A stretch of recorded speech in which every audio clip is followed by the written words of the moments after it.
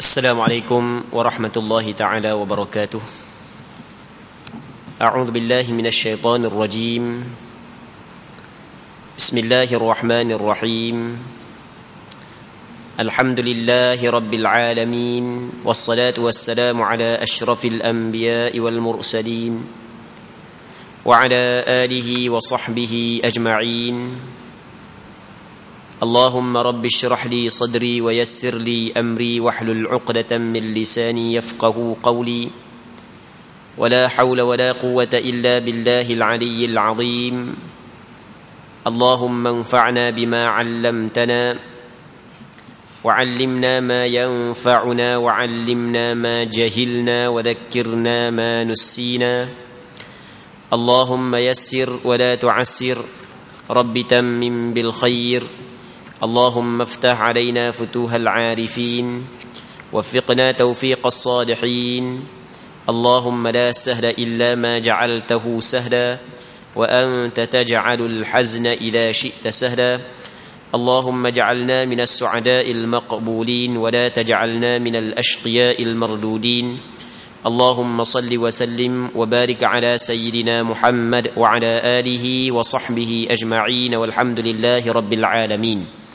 InsyaAllah kita sambung balik pengajian kitab Bulughul Maram yang berkait dengan hadis-hadis ataupun Bulughul Maram yang kita bincang dalam kitab ni, hadis-hadis yang berkait dengan hukum hakam yang disusun dan dikarang oleh Al-Hafiz Al-Imam Ahmad bin Ali bin Muhammad yang dikenali sebagai Imam Ibn Hajar Al-Asqalani, lahir pada tahun 773 Hijrah, wafat pada tahun 852 Hijrah, rahimahullahu subhanahu wa ta'ala, wa nafa'ana Allahu bi'ulumihi fid darain amin.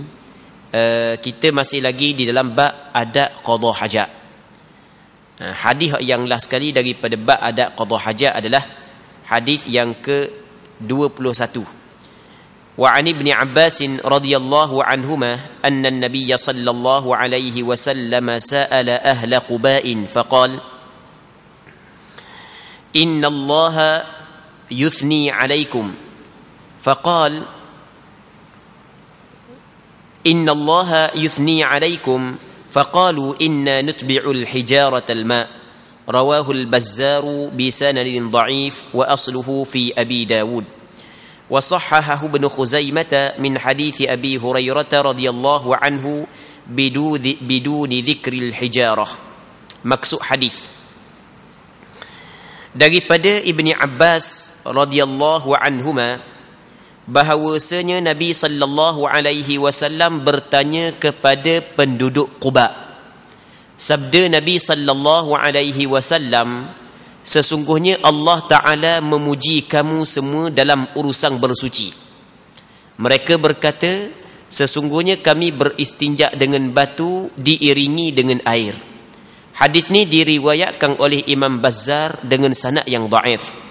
Hadis tersebut disahihkan oleh Imam Ibn Khuzaimah yang berasal daripada hadis Abu Hurairah dengan tidak menyebut perkataan batu. Muslimi muslimat yang dirahmati oleh Allah Subhanahu wa taala. Al-Hafiz Ibn Hajar Al-Asqalani dalam hadis yang ke-21 ini, dia menyebut satu hadis yang diriwayat daripada Abdullah bin Abbas yang dikeluarkan oleh Al-Imam Al-Bazzar, tapi sanad hadis ni adalah sanad hadis yang lemah, yang mana Nabi sallallahu alaihi wasallam tanya kepada ahli Quba, dan sebab dia Allah Ta'ala puji kamu ni. Lalu tu ahli Quba menjelaskan bahawasanya mereka dalam bab beristinja, mereka mendahului beristinja dengan batu, lalu disusuli dengan air. Muslimin muslimat yang dirahmati oleh Allah Subhanahu wa Ta'ala, ahli Quba ataupun penduduk Quba adalah penduduk di suatu kampung yang berhampiran dengan Madinah. Biasanya kalau orang pergi buat umrah, dia akan pergi ziarah Madinah. Pergi kan pernah pergi kan cikgu kan? Ziarah Madinah. Kita dalam ziarah Madinah ni, dia kalau travel dia akan bawa ziarah luar Madinah. Di antara ziarah luar Madinah, kita pergi ziarah Masjid Quba. Kita pergi ziarah Uhud, Masjid Quba, Qiblatain. Apa tu? Meda Pasar Taman. Tapi hok biasa ingat Pasar Taman je. Masjid Quba tak pernah ingat mana. Baik. Jadi kan kita pergi ziarah Masjid Quba kan? Okey, Masjid Quba tu terletak di perkampungan Quba. Di perkampungan Quba adalah satu perkampungan yang didiami oleh satu kabilah daripada puak Khazraj. Lagu mana pula puak Khazraj? Okey, kita kena cerita dulu. Dia penduduk Madinah, dia terdiri daripada dua kabilah. Satunya kabilah Aus, yang keduanya kabilah Khazraj. Kabilah ni puak lah. Ada puak Aus, ada puak Khazraj. Puak Aus dia ada cabang-cabang dia pula. Puak Khazraj dia ada cabang-cabang dia pula. Di antara cabang puak Khazraj, perkampungan dia adalah di Quba. Perkampungan di Quba dipanggil perkampungan Banu Amr bin Auf. Dia panggil ada satu kelompok daripada puak Khazraj, nama dia Banu Amr bin Auf, anak cucu kepada Amr bin Auf. Dia penempatan dia adalah di Quba. Okey, yang kalau kita tengok, kalau kita baca sejarah Rasulullah sallallahu alaihi wasallam berhijrah ke negeri Madinah, Rasulullah sallallahu alaihi wasallam singgah di Quba dulu. Rasulullah sallallahu alaihi wasallam singgah di Quba dulu, baru pergi di Madinah. Sampai di Quba, Rasulullah sallallahu alaihi wasallam dirikan masjid. Patut akhirnya turun ayat, la masjidun ussisa 'ala taqwa min awwal yaumin ahaqqu an taquma fih. Sesungguhnya masjid yang diasaskan di atas takwa, hak tu lebih sebenar mu berdiri di situ. Masjid yang diasaskan di atas takwa daripada permulaan hari, yang mana hak lebih patut mu berdiri di situ. Dan Masjid Quba di antara masjid yang dikasihi oleh Rasulullah sallallahu alaihi wasallam, sehingga ada riwayat menyebut Rasulullah sallallahu alaihi wasallam pada hari Sabtu dia pergi ziarah Masjid Quba. Okey, jadi ada ayat Al-Quranul Karim, Allah Subhanahu wa taala menyebut fihi rijalun yuhibbuna an yattahharu wallahu yuhibbul mutahhirin. Di perkampungan Quba tu ada beberapa orang lelaki yang suka bersuci, dan Allah Subhanahu wa taala memang suka kepada golongan hak yang bersih, yang suci. Jadi Rasulullah tanya kepada penduduk Quba, sebab dia Allah Taala puji mu ni? Lalu tu penduduk Quba menceritakan bahawasanya mereka setelah daripada beristinja, dia istinja dengan batu dulu, baru disusuli dengan air. Baik. Cuma hadis ni, hadis yang diriwayat oleh Imam Bazzar, sanad dia dhaif. Walaupun hadis ni sanad dia dhaif, namun di sana ada hadis yang diriwayat daripada Sayyidina Abi Hurairah tanpa menyebut perkataan batu, dan sanad tersebut adalah sanad yang diterima. Maksudnya ada sanad yang kedua, yang sahihnya adalah tanpa menyebut batu. Maksudnya mereka itu beristinja dengan air. Maka sebab itulah kata ulama, yang paling afdal kita beristinja adalah dengan air, barulah disusuli dengan batu. Namun ada ramai juga ulama mengatakan hak yang lebih afdal lagi adalah kita gabung di antara batu dengan air. Kalau kita leni dak batulah kita leni, kita kata tisu lah. Sebab dia lebih afdal kita gabungkan di antara tisu dengan air. Bahan tisu dulu, batu baru air. Kerana apabila kita guna tisu, kayu, batu dan seumpamanya, dia dapat mengurangkan najis. Apabila dapat mengurangkan najis tak ada dah. Kita pada ambil air dah sampai secawang pun kita basuh. Betul tak gitu? Dah tak ada dah kan? Jirim dia, kita lap belaka dah. Dah dapat secawang dah kita basuh. Sikit je. Allahu Rabbi. Baik. Seterusnya, kita masuk bab baru, iaitu babul ghusli wa hukmul junub. Bab mandi dan hukum berjunub. Ini di antara benda yang penting berkenaan dengan mandi wajib dan hukum orang berjunub.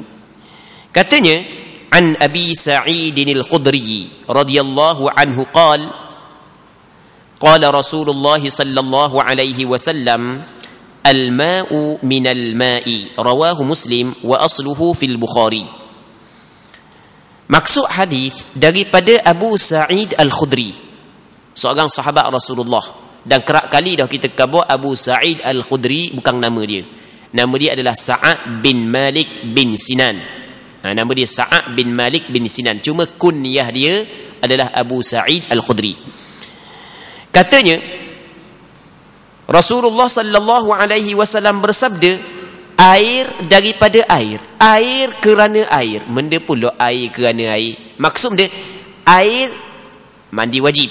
Dari kerana air apabila keluar air mani. Jadi air yang pertama adalah kiasan daripada mandi wajib, manakala air yang kedua adalah air yang kedua adalah merujuk kepada air mani. Maksudnya benda, kalau orang tu keluar air mani, maka wajib dia mandi. Okey, itu maksud daripada hadis al-ma'u minal ma'. Jadi kalau keluar air mani, maka wajib mandi. Baik. Asal kata keluar air mani, wajib mandi. Tak kira lah keluar air mani tak sengaja ke melalui jimuk ke ataupun selain daripada jimuk. Asal kata keluar air mani, maka ia mewajibkan mandi. Artinya kita kena ingat. Adapun kalau jimuk tidak keluar air mani, lagu mana hukum dia? Okey, ulama kata jimuk kalau tidak keluar air mani tetap mewajibkan mandi juga. Nanti dalilnya nanti hadis selepas daripada ni. Jadi kalau kita tengok hadis ni, air dari kerana air, maksudnya mandi wajib apabila keluar air mani. Kita tengok kepada hadis ni, kita dapat faham daripada hadis ni, mafhum daripada hadis ni, kalau dak keluar air mani kita jimuk, maka dak wajib mandi. Tapi sebenarnya mafhum ataupun apa yang kita faham daripada hadis ni tidaklah betul, kerana di sana ada hadis yang kedua yang mana lepas daripada ni kita akan bincang bahawasanya asal kata berjimuk walaupun tidak keluar mani tetap dia wajib mandi. Okey, sebelum daripada kita baca hadis yang kedua dalam bab mandi ni, kita kena hura dulu hadis yang pertama. Jadi dalam hadis ni kata Rasul air dari kerana air. Air dari kerana air. Maka ulama mazhab Imam Syafi'i mengambil daripada perkataan ni bahawasanya kalau sekiranya keluar air mani, maka wajib orang tu mandi. Okey, kita buat contoh. Kalau hak yang keluar biasa ni jelas dah lah. Sehingga kan dalam mazhab Imam Syafi'i berpandangan bahawasanya andai kata orang puang lah biasanya, lepas daripada dia bersetubuh dengan suami dia, dia pun mandi wajib, duk tubik pula air. Hak yang saki baki bekasang air mani suami dia, mazhab Imam Syafi'i mengatakan wajib pula dia mandi sekali lagi. Sebab dalil Nabi SAW kata al-ma'u minal ma', air dari kerana air. Okey, boleh faham? Kita ulang sekali lagi, takut tak faham. Jadi biasanya berlaku kepada orang puang lah, orang lelaki dok. Orang puang ni lepas daripada dia mandi wajib, tiba-tiba tubik pula air mani untuk lelaki dia, hak yang ada dalam kemaluan dia. Kita royak jelas-jelas lagu tu. Kalau royak tak jelas-jelas lagu tu, takut tak faham pula kan, duduk pusing-pusing jauh. Kita pakai direct terus. Baik, jadi lepas daripada dia mandi wajib, tubik pula air mani. Okey, soalannya, adakah wajib dia kena mengulangi mandi ataupun tidak perlu dia mengulangi mandi? Sebenarnya hukum ni ulama berselisih pandangan. Ada sebahagian daripada ulama mengatakan tidak perlu dia mengulangi mandi wajib. Namun pandangan mu'tamad di dalam mazhab Imam Syafi'i, wajib kepada perempuan itu mengulangi mandi dengan syarat. Dia ada syarat dia. Bukan wajib mengulangi secara mutlak. Dengan syarat, yang pertama perempuan tu telah dewasa, maksudnya balik dah lah. Tu yang pertama. Yang keduanya, perempuan tersebut telah mencapai kepuasan daripada persetubuhan tersebut. Okey, boleh faham? Dia mencapai kepuasan daripada persetubuhan tersebut. Jadi apabila dia mencapai kepuasan, tiba-tiba keluar pula mani, tok lelaki dia, kata ulama, jadi ada zon yang kuat, sangkaan yang kuat bahawasanya air mani tok lelaki dia bercampur dengan air mani dia keluar semula. Sebab itulah wajib mandi mengikut pandangan mazhab Imam Syafi'i. Okey, kita ulang sekali lagi. Mazhab Imam Syafi'i, kalau selepas daripada perempuan tu mandi wajib kerana dia bersetubuh dengan suami dia, tiba-tiba keluar pula air mani, kalau dia tu balik dan dia telah mencapai kepuasan daripada persetubuhan tersebut, maka wajib dia kena mengulangi mandi. Kerana dia, kerana air hak mani hak yang keluar pula tu, walaupun nampak pada zahir air mani tu lelaki dia, tapi oleh kerana dia telah mencapai kepuasan, jadi bermakna bercampur dengan air mani dia. Secara zahirnya berpandukan kepada hadis al-ma'u minal ma', wajib pula dia mandi. Tapi masalah ni kita kepada masalah ni berlaku perselisihan di kalangan ulama mazhab. Cuma mengikut mazhab Imam Syafi'i wajib dia mandi semula. Itu kita kena ingat. Cuma dengan dua syarat saja. Dewasa, yang keduanya dia telah menunaikan mencapai kepuasan. Kalau sekiranya dia tidak mencapai kepuasan, sebagai contoh, masa dia disetubuhi oleh suami, dia tidur tak sedar setagang ataupun dipaksa. Okey, sebagai contoh, tak ada sikit pun nafsu, dipaksa sebagai contoh, ataupun dia tidak mencapai kepuasan, maka dalam tiga masalah ni tidak wajib dia mengulangi mandi semula. Rasanya jelas permasalahan yang berulang 2-3 kali agar kita tidak terkeliru di dalam permasalahan ni. Dan benda ni memang disebut secara jelas di dalam kitab fiqh mazhab Imam Syafi'i.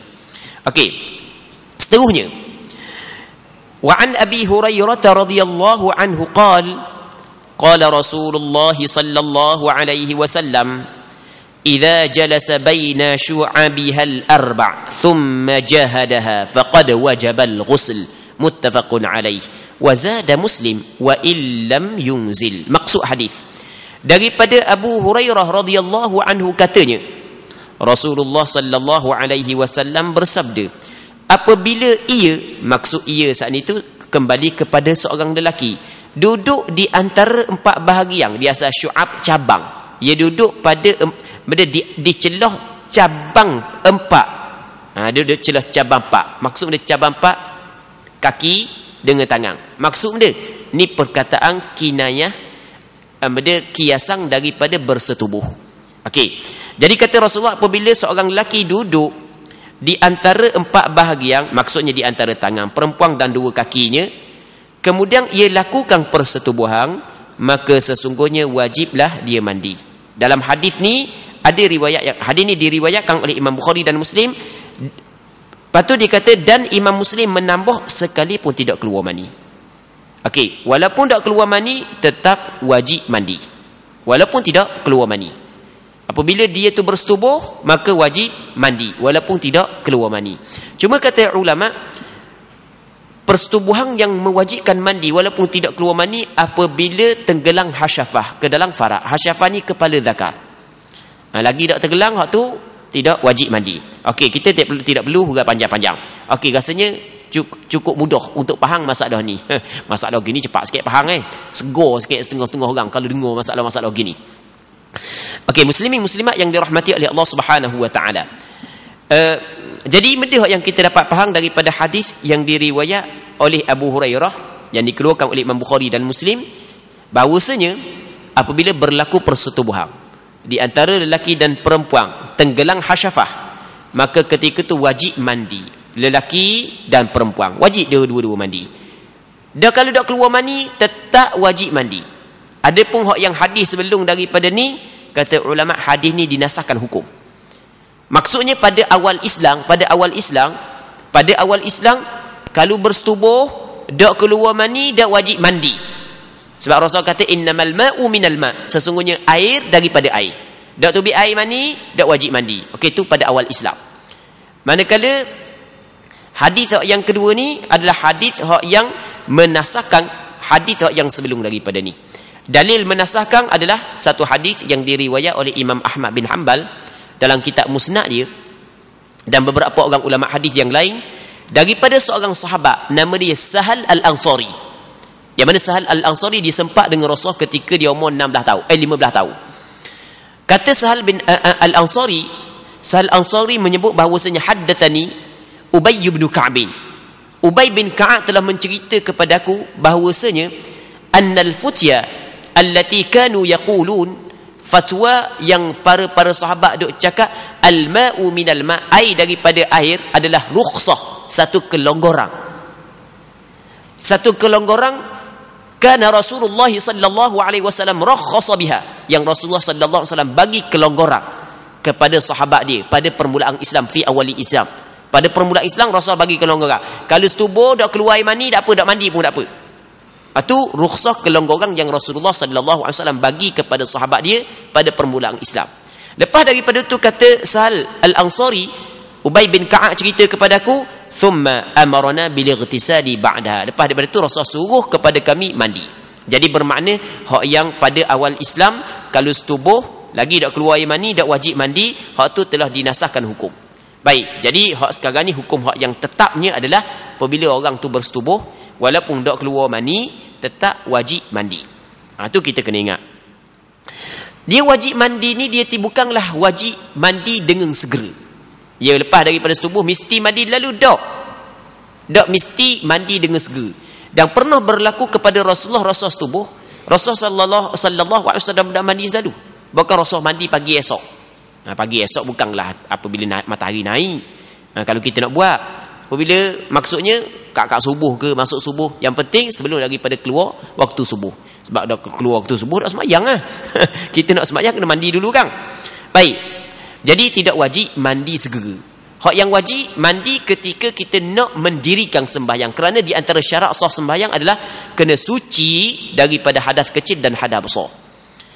Dalil dia lagi, satu ketika Abu Hurairah berjunub. Abu Hurairah berjunub. Dia pun tak mandi lagi, dia pusing dalam kota Madinah. Dia pusing dalam kota Madinah. Tengok, tak mandi lagi. Kalau wajib mandi segera lepas berjunub, pasti Abu Hurairah dah buat gitu. Lepas tu dia pusing dalam kota Madinah, dia terserempak dengan Rasulullah. Rasulullah. Saya tengok dia pun lari lalu. Lagi pergi mandi, pergi jumpa mula Rasulullah. Rasulullah tanya, dah pergi mana tadi? Dia pun kata, hamba tadi berjunub, malu nak jumpa dengan Rasulullah. Dia cakap kita gitulah. Kata Rasulullah, subhanallah. Kata Rasulullah, subhanallah. Rasulullah ta'ajub. Innal mu'min la yanjus. Sesungguhnya orang beriman tidak najis. Tengok, Rasulullah sallallahu alaihi wasallam dak marah pun, dak apa pun boleh buat mandi. Maka kata ulama, daripada dalil-dalil tersebut bahawasanya tidak wajib kita segera mandi setelah daripada kita berjunub. Yang diwajibkan mandi ketika mana kita ingin melaksanakan ibadat. Okey, tu kita kena faham. Muslimin muslimat yang dirahmati oleh Allah Subhanahu wa taala. Hadis seterusnya, wa an Anas radhiyallahu anhu qala Rasulullah sallallahu alaihi wasallam fil mar'ati tara fi manamiha ma yara ar-rajul qala taghtasil muttafaqun alaihi. Zada Muslim faqalat Salamah wa hal yakunu hadha qala na'am famin ayna yakunu asy-syabah.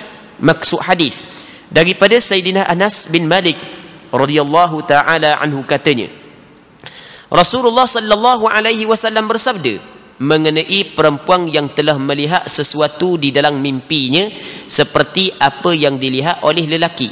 Jadi ditengok sesuatu dalam mimpi sebagaimana orang lelaki tengok dalam mimpi. Maksud dia mimpi bersetubuh, mimpi jima', mimpi bersetubuh. Biasa orang lelaki orang lelaki tua-tua dah. Hak muda-muda dah. Hak umur belasang awal 20-an, hak dak nikah lagi, Allah kerek.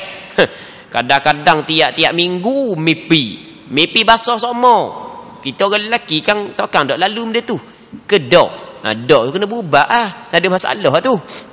Orang lelaki, orang puang jarang berlaku. Ni berlaku kepada orang lelaki. Orang lelaki sikit-sikit mimpi, sikit-sikit mimpi. Tengah-tengah muda-muda kau. Hak awam dia, hak akhir belasang awal 20-an kau. Kita hak mau 60 70 dak mimpi dah mimpi pun dak tebik pun air mani pun Okey. Jadi kalau orang tu mimpi bersetubuh, jadi apabila dia bangun daripada tidur tengok basah. Kita cakap mimpi basah lah kan, kita cakap kan. Maka wajib dia mandi sebab al-ma'u minal ma', kata Nabi sallallahu alaihi wasallam. Okey, soalannya, adakah orang puang kalau dia melihat benda yang sama dalam mimpi wajib dia mandi? Kata Nabi sallallahu kata ulama, ya, juga wajib mandi berpandukan kepada hadis ni. Jadi apabila dia tengok apa hak yang orang lelaki tengok, maksudnya orang puang dia mimpi bersetubuh.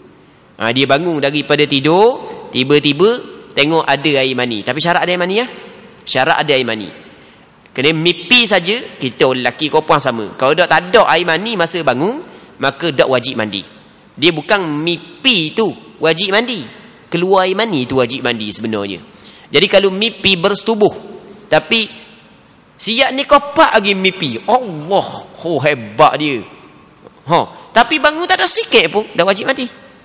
Okey, sebagai contohlah, dah wajib mandi. Hak yang wajib mandi apabila keluar air mani. Tu sebenarnya hak yang wajib mandi. Sama juga dengan perempuan. Kalau berlaku kepada perempuan, wajib juga mandi. Baik, jadi apabila Rasul kata lagu tu, jadi Salamah isteri Rasul rasa pelik. Orang puang mimpi gitu juga, ada air mani juga, kata Rasul, apa? Dah kalau sekiranya tak ada air mani orang buang, mana kata Rasulullah sallallahu alaihi wasallam, bagaimana boleh jadi ada sama dengan mak? Kan kadang-kadang anak kan sama dengan mak muka, sama dengan ayah muka kan? Ada kan? Ada anak sama dengan ayah muka, ada sama dengan mak.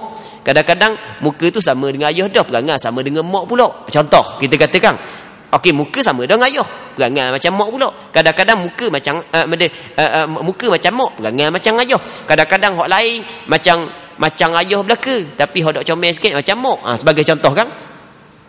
Jadi punca daripada ada persamaan anak saat itu, ataupun kerana anak saat itu adalah gabungan daripada air mani lelaki dan air mani perempuan, maka sebab itulah kadang-kadang anak sama juga dengan mak dia.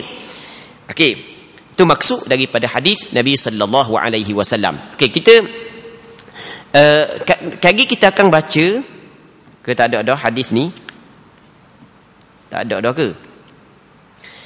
Dia ada satu hadis lagi hak yang tidak sebut dalam kitab ni, yang diriwayat daripada Ummu Sulaim, yang mana Ummu Sulaim mari jumpa dengan Nabi sallallahu alaihi wasallam. Kata Ummu Sulaim, ya Rasulullah, innallaha la yastahi minal haqq. Wahai Rasulullah, Allah Taala tidak malu daripada perkara yang benar. Dia mari jumpa dengan saya, kata Rasulullah, Allah Taala tak malu benda hak yang benar. Maksudnya Allah Taala tidak menyuruh kita malu dalam hal yang benar. Kalau hal benar tak perlu malulah. Adakah wajib kepada perempuan mandi apabila dia bermimpi? Lalu tu kata Rasulullah, na'am, tapi syarat idza ra'atil ma'. Ya, wajib dia mandi apabila dia melihat air. Maksudnya kalau ada air, nampak air mani, wajib dia mandi. Kalau tak dapat air mani, tak wajib mandi. Okey. Muslimin muslimat yang dirahmati oleh Allah Subhanahu wa taala. Di antara hukum hak yang kita kena tahu, sekali lagi kita ulang, adalah apabila kita bermimpi, kita saat itu tak kira lelaki ke puang sama. Mimpi bersetubuh, mimpi jima. Takut tak faham makna bersetubuh. Mimpi jima. Ke tak faham ikut makna jima? Payah kita tak faham. Jadi mimpi bersama. Mimpi lelaki ke puang ke sama. Jadi apabila dia mimpi bersetubuh, jima, sama, bangun daripada tidur, kalau ada air wajib mandi, kalau tak ada air tak wajib mandi. Tu kita kena ingat. Satu masalah. Masalah yang kedua, walaupun tidak disebut dalam hadis ni, tapi ada kaitan. Kita bangun daripada tidur, kita dah ingat pun kita mimpi. Tak mimpi benda, tapi tengok kain berjeruk. Kain berjeruk, tengok memang air mani lah. Juga kata ulama wajib mandi. Okey, berapa? 2 masalah dah. 3. Masalah yang ketiga, kain kita tak ada orang lain pakai, kita seorang je pakai.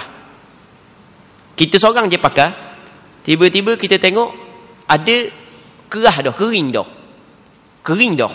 Kita pun cek, macam air mani, tapi kita tak yakin. Mungkin mazi, mungkin mani. Mungkin mazi, mungkin mani.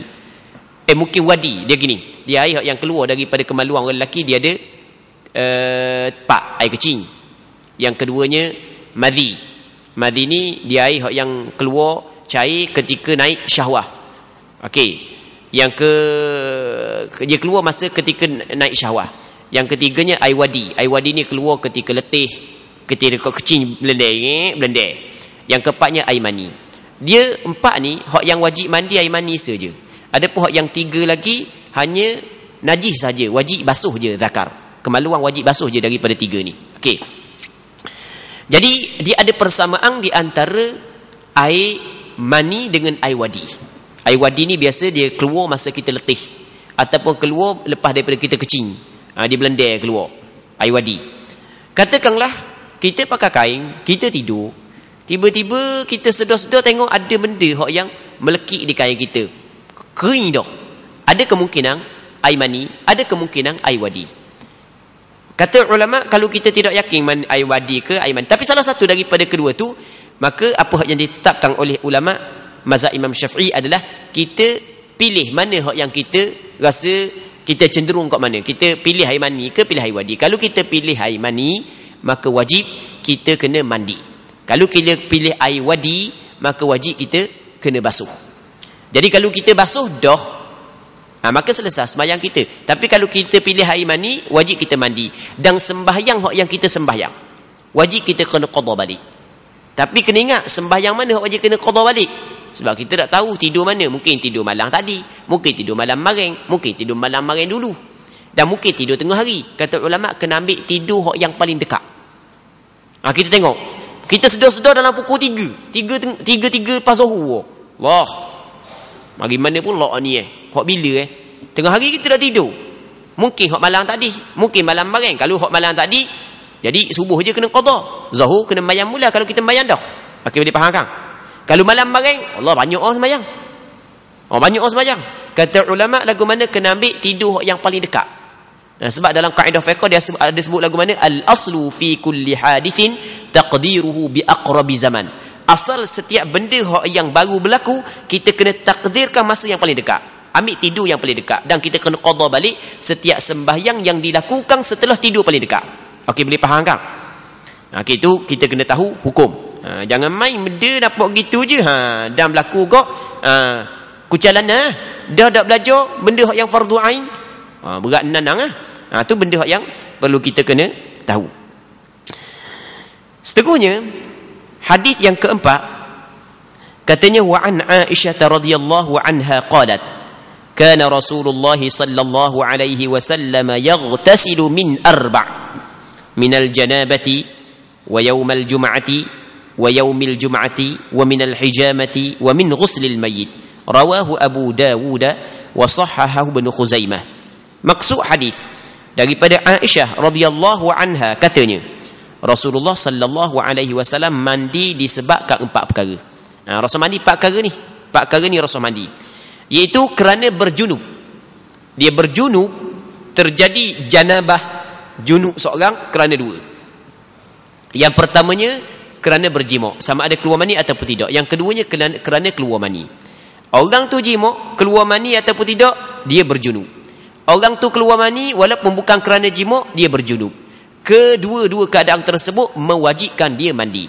Pendek kata, orang berjunub wajib mandi, tanpa ada khilaf, sepakat ulama. Baik. Jadi apabila seorang tu berjunub, wajib dia mandi. Allah Ta'ala katakan dalam Quran, wa in kuntum junuban fattaharu. Apabila berjunub, wajib kena bersuci, yakni kena mandi. Sepakat ulama tanpa ada khilaf. Ijma' ulama mengatakan berjunub wajib mandi. Okey, itu yang pertama. Yang keduanya, mandi hari Jumaat. Rasul mandi pada hari Jumaat. Mandi hari Jumaat. Dia mandi hari Jumaat, hukum dia adalah disunatkan. Nanti kita akan bincang lepas daripada ni. Ulama berselisih kepada 2 pandangan. Ada pandangan mengatakan wajib mandi pada hari Jumaat, ada pandangan yang mengatakan sunat. Pandangan majoriti ulama sunat. Nanti kita akan bincang dia buat mari hadis lepas daripada ni. Okey, 2. Yang ketiganya, wa minal hijamah, dan mandi kerana berbekam. Rasulullah sallallahu alaihi wasallam berbekam. Ada hadis yang sahih. Berbekam kan kita tahu di tempat kita banyak orang bekam kan. Bekam tu waktu bid darah tu bekam. Lepas daripada bekam, Rasulullah sallallahu alaihi wasallam mandi. Maka kata ulama, disunatkan bagi orang yang berbekam mandi. Cuma tak wajib tidak wajib mandi. Hukum mandi selepas daripada berbekam adalah disunatkan menurut pandangan mazhab Imam Syafi'i. Yang ketiganya, mandi kerana mandi orang mati. Jadi apabila kita ada orang mati, kita tolong mandi orang mati, maka disunatkan kepada kita mandi pula lepas daripada tu. Kita bincang panjang lebar dah sebelum daripada ni. Sebelum daripada ni kita ada lalu satu hadis, kata Nabi sallallahu alaihi wasallam, man ghassala mayyitan falyaghtasil. Barang siapa hak yang mandi orang mati, maka hendaklah dia mandi. Suruhan mandi di sini adalah suruhan sunat, berpandukan kepada hadis yang diriwayat oleh Imam Hakim An-Naisaburi, Imam Al-Baihaqi, beberapa orang ulama hadis yang lain, yang mana kata Nabi sallallahu alaihi wasallam, laisa alaikum fi ghusli mayyitikum ghuslun idza qtasaltumu. Tidak ada menjadi kewajipan ke atas kamu ketika mana mu mandi orang mati, tidak menjadi kewajipan mu mandi. Ketika mu mandi orang mati, tidak wajib atas mu mandi. Tak wajib mu mandi selepas daripada memandikan orang mati. Baik, kata ulama, suruhan Rasulullah sallallahu alaihi wasallam apabila kita mandi orang mati, supaya kita mandi, suruhan itu adalah suruhan sunat, bukan suruhan wajib. Baik.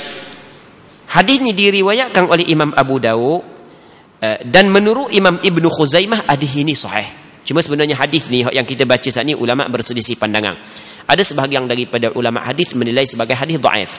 Ada sebahagian yang lain menilai hadis dhaif. Sebagaimana dalam masalah fiqh berlaku ijtihad ulama fiqh, begitu juga dalam penilaian hadis berlaku ijtihad ulama hadis. Jadi ulama hadis berijtihad.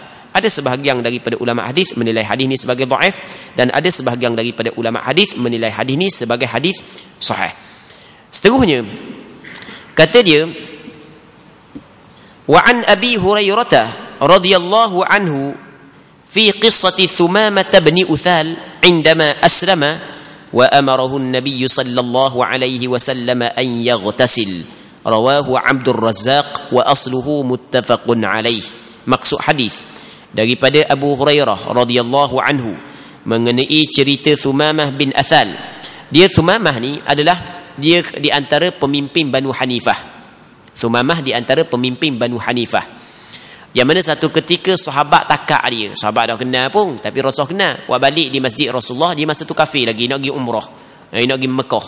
Sahabat wa balik di Madinah, tambak di tiang masjid di Madinah. Rasul tengok lah, mung Thumamah. Baik, lepas tu Rasul sallallahu alaihi wasallam tawarang bagi kepada dia tawarang untuk memeluk Islam. Tapi pada peringkat awal dia tak mau memeluk Islam. Dia pendekkan cerita, oleh kerana dia duduk dalam masjid 2-3 hari, dia dah tengok orang ada akhlak Rasulullah, sahabat gitu gini, akhirnya terbuka hati untuk memeluk Islam. Terbuka hati untuk memeluk Islam. Rasul sallallahu alaihi wasallam bebas dia dalam lepas daripada beberapa hari. Rasul bebas. Dia pun tubik daripada Madinah, dia mandi, dia pun mari jumpa dengan Rasulullah, dia pun memeluk Islam. Cuma dalam hadis yang diriwayat oleh Imam Abdul Razzaq ada menyebut Rasulullah suruh dia mandi. Maka ulama ambil daripada hadis ini bahawasanya digalakkan kepada orang kafir mandi setelah daripada masuk Islam. Okey, digalakkan, dituntut orang kafir apabila dia masuk Islam mandi. Cuma tuntutan ni adakah tuntutan wajib atau tuntutan sunat? Di sini berlaku khilaf di kalangan ulama. Sebahagian daripada ulama mengatakan tuntutan wajib. Orang kafir apabila masuk Islam wajib dia mandi. Okey, satu. Dan pandangan mazhab Imam Syafi'i dikata orang kafir masuk Islam tak wajib mandi, sunat mandi.